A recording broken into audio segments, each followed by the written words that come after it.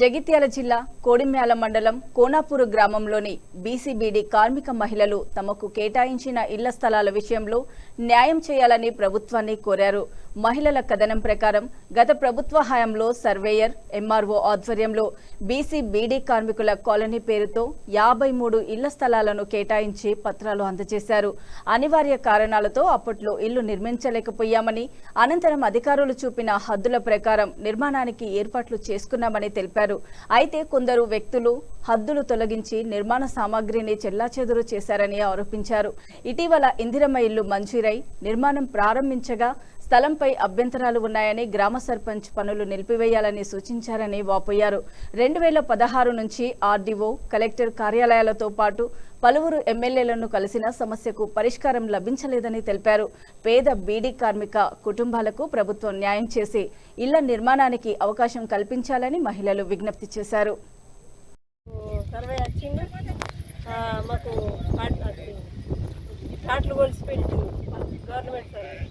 ప్లాట్లు కొలిసిండు, లేవట్ ఇచ్చిండు, ఊళ్ళలో సంతకం అయిపోయింది, మహిళా సంఘాల సంతకం అయిపోయింది.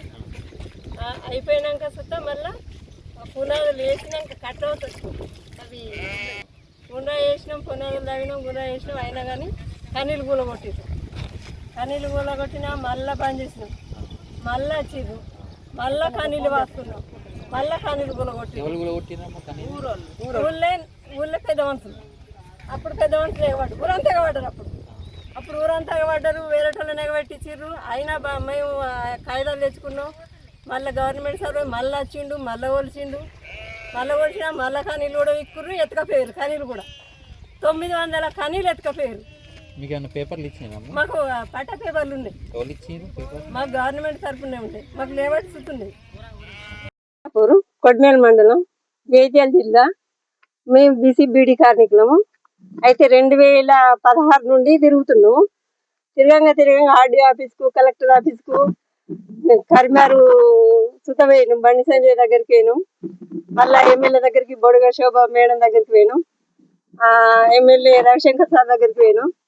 వాళ్ళందరి దగ్గరికి పోతే లాస్ట్కు Ravishankar sir, RDO sir, MRO వీళ్ళందరూ వచ్చిర్రు. వచ్చి ముగ్గు వేసిపోయారు. ముగ్గు వేసిపోయినాక మేము కట్టుకుంటామని చేస్తే మళ్ళీ ఆపేసిర్రు. ఆపేసినాక సుతా మళ్ళీ వచ్చిండు ఆర్డీఓ సారు. మళ్ళీ వస్తే మళ్ళీ ఎందుకు ఆపేసిర్రు అని మళ్ళీ వస్తే మేము ఆపలేదని ఆర్డీఓ సార్ తోటి అన్నారు. అందువల్ల మళ్ళీ మేము తయారు చేసి మళ్ళీ కనీళ్ళు బతుకున్నాం. మళ్ళీ కనీళ్ళు తీసేసిర్రు. తీసేసినాక మళ్ళీ ఎంఆర్ఓ ఆఫీస్కి పోతే మీరు కోర్టు కాగితం తెచ్చుకోరు అన్నారు. మళ్ళీ కాగితం తెచ్చుకున్నాం. కాగితం తెచ్చుకున్నాక ఈమెకు ఇందిరమ్మ ఇల్లు వచ్చింది. ఇందిరమ్మ ఇల్లు వచ్చిన వాళ్ళు ఈమెకు లెటర్ వచ్చింది. లెటర్ వచ్చినాక ఈమె ముగ్గు పోసుకుంది. ముగ్గు పోసుకొని పిల్లర్లు తోడింది. పిల్లర్లు తోడినాక సుతా ఆపేసారు. ఆపేసినాక మళ్ళీ కాగితం తెచ్చుకోరంటే మళ్ళీ కాగితం తెచ్చుకున్నాం. కాగితం తెచ్చుకున్నాక సుతా మళ్ళీ ఇప్పుడు సర్పంచ్ గారు కట్టుకోకూరు అని చెప్తారు. మాకు 53 ప్లాట్లు గవర్నమెంట్ సర్వే వచ్చిండు. సర్వే వచ్చి కొలిసి పోయిండు. ఎంఆర్ఓ ఇట్లా అందరు వచ్చి కొలిసి వాళ్ళకి ప్లాట్ చూపించారు, పోయిండు.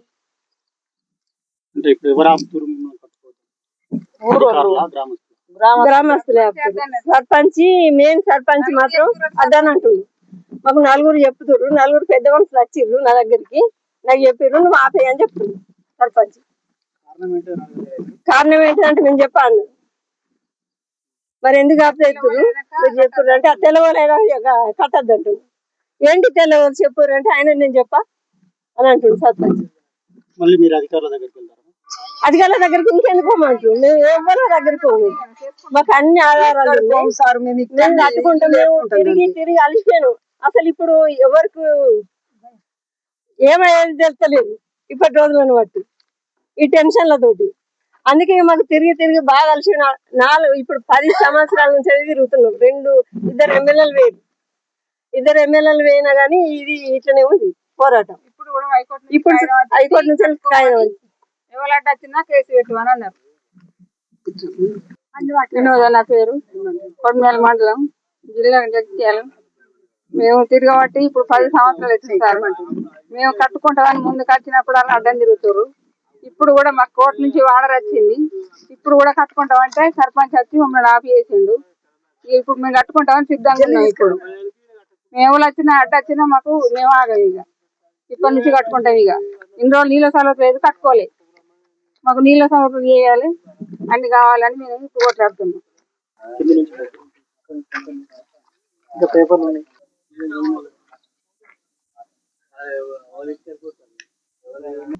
ఇంతకు ముందు ముగ్గు వేయమంటేనేమో అద్దు అద్దు అని తుమ్మల నర్సయ్య గిట్ట ఆపిండు.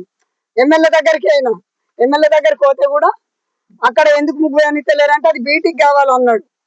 ఇక ఇప్పుడు మొదలు పెట్టుకున్నాం మళ్ళా అదే ఇందిరమ్మిళ్ళు అట్లా నచ్చింది. ఇప్పుడు మొదలు పెట్టుకుంటే మళ్ళీ ఇప్పుడు సర్పంచ్ వచ్చి సుతారిని చేయనిస్తలేడు సార్. నాకు ఊళ్ళు అడవిలో చేయలేదు. మేము 10 సంవత్సరాలకు ఎక్కువ అయింది తిరగబట్టి సార్. మీరు ఏం చేస్తున్నారు మాకు న్యాయం చేయరు సార్. మమ్మల్ని అయితే ఏడిపియకూడదు సార్.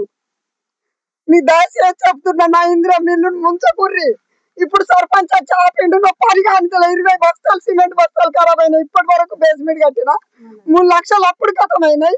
అదంతా ఇప్పేసినాయి. ఇప్పుడు ఇందిరమ్మిళ్ళు కూడా నాశనం చేస్తారు సార్. మీ దయచేసి నేను ఇంకా బాగా గరీబు. నా భర్త చనిపోయాడు, నా కొడుకు పెళ్లికి ఎదిగిండు, నా కూలి ఇల్లు లేదు, అడవిలో సేమ్ లేదు. నన్ను పొగబట్టి చేస్తారు సారు. ఈ సర్పంచ్ ఎందుకు ఇట్లా చేస్తుండే నాకు అర్థమైతే లేదు. ఆపమంటే 4 వచ్చి చెప్పిర్రు మీరు ఆగుర్రి అని అన్నాడు. ఆపినము. అయినా ఈ 4 ఎవరు చెప్పుర్రి అని అంటే నేను చెప్పా అంటుండు. నాకు కోర్టు పేపర్ కూడా వచ్చింది సార్. నాకు అక్కడి నుంచి పర్మిషన్ వచ్చింది సార్. నాకు ఇందిరమ్మిళ్ళు మీరు ఎట్లా చేసి నాకు న్యాయం చేయరు సార్. మీరు నన్ను ముంచకూర్రి. నన్ను ఇల్లు ఎందుకు ఆపుతుర్రో నాకు అర్థమైతే లేదు. ఇక ఆ 4 పేరు రావాలి బయటకు.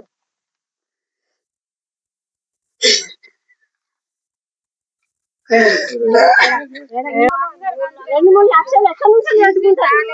ఆ పిల్లగాడు చిన్న పిల్లగాడు ఏం కష్టం చేస్తుంది? ఏం కష్టం చేస్తుంది? అది చేస్తా చెప్పుర్రి. కట్టుకోవాలని అయిపోతుంది కదా. ఎందుకు ఇట్లా చేస్తుంది? ఎవరు ముందుకు రావాలి కదా. ఎంతగానో పంపిస్తారు అసలు.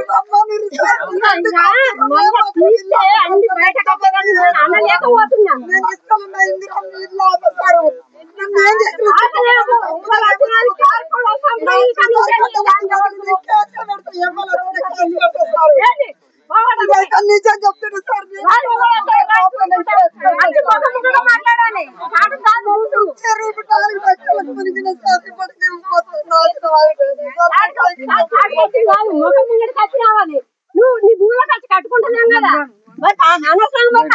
సార్ నాకు ఏం లేదు, ఇక్కడ భూమి లేదు, గుంటూరు భూమి లేదు సార్. నాకు ఇదొక్కటి వచ్చింది, బిల్డింగ్ చేసుకొని బతుకుతున్నా. నాకు ఎక్కడ ఏం లేదు. నాకు భర్త చనిపోయిండు, నాకు ఎవరు లేరు సార్. నాకు నేను ఇది కట్టుకుంటాను. ఇంత నేను ఇది ముందుకు వస్తే నాకు ఏం సుఖం చేయనిస్తలేరు సారు.